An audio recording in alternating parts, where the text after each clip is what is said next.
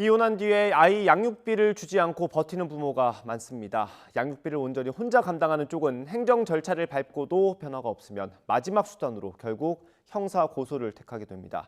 이렇게 재판에 넘겨진 친부에게 검찰이 징역 6개월을 선고해달라고 요청했습니다.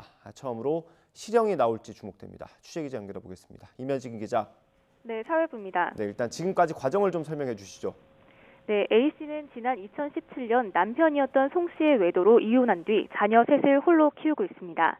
당시 법원에서 송 씨에게 아이 한 명당 매달 30만 원씩 모두 90만 원을 양육자인 A씨에게 주라고 명령했지만 송 씨는 6천만 원 가운데 3,800여만 원을 지급하지 않았습니다. 송 씨는 재혼해 새 가정을 꾸렸는데 사업에 실패해 돈이 없다는 핑계를 댔습니다. 신체를 구속하는 감치명령까지 받았는데도 양육비를 주지 않고 버티자 A씨는 결국 송 씨를 고소했습니다. 지난 7월 송 씨는 양육비 이행법 위반 혐의로 기소됐고 어제 수원지방법원 평택지원에서 첫 공판이 열린 겁니다. 네, 송 씨를 고소한 전 부인도 법정에 나왔다고요? 네, 그렇습니다. 전 부인인 A씨는 법정에 나와 어려운 형편 탓에 첫째가 학업을 중단하고 아르바이트를 해 동생들 양육을 돕고 있다면서 송 씨에게 무거운 처벌을 내려달라고 호소했습니다. A씨는 또 이혼 전 송 씨가 자신의 이름으로 대출을 받아 그 빚까지 갚고 있다고 주장했는데요. 이야기 직접 들어보시겠습니다.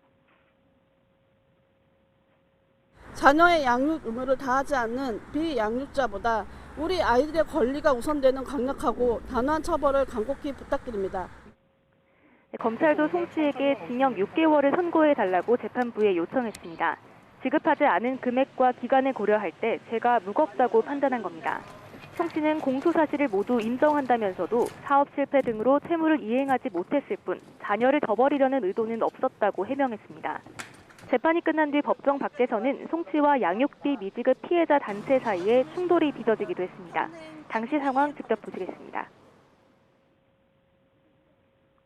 당신들이 돈 있는 사람들한테 갖고 이렇게 할 수 있어요? 그러면 현재 애들을 굶길까요? 현재 애들을 굶길까요? 굶기고 줘야 되나요? 애들을. 네, 양육비를 주지 않아서 이렇게 재판에 넘겨진 사례가 이번이 처음은 아니죠? 네, 그렇습니다. 기존 보도에 첫 형사 재판이라는 보도가 여러 나왔었는데요. 실제로는 그렇진 않았습니다. 지난 2021년 양육비 이행법이 개정되면서 정당한 이유 없이 양육비를 주지 않는 부모를 형사 처벌할 수 있게 됐습니다. 그러나 양육비 미지급자에게 실형이 선고된 적은 아직 없습니다. YTN 취재 결과 지난달에도 양육비 미지급자에게 징역 4개월에 집행유예 1년이 선고됐는데요. 양육비를 주지 않는 부모에 대해 법원이 지급 이행 명령을 내리고 감치 명령까지 이어져야 형사처벌이 가능해집니다.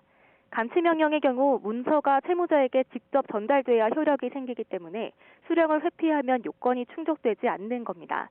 그러다 보니 양육비 미지급으로 기소까지 되는 사례가 흔치 않고 형사처벌은 사실상 양육비를 받아내기 위한 최후의 수단으로 여겨지고 있습니다. 때문에 여성가족부는 양육비 이행법을 개정해 법원의 감치 명령이 없어도 형사처벌이 가능하게 하는 방안을 추진하고 있습니다. 네, 그러면 이번 사건이 주목받는 건 처음으로 실형 선고가 나오느냐 이것 때문인 겁니까? 네, 맞습니다.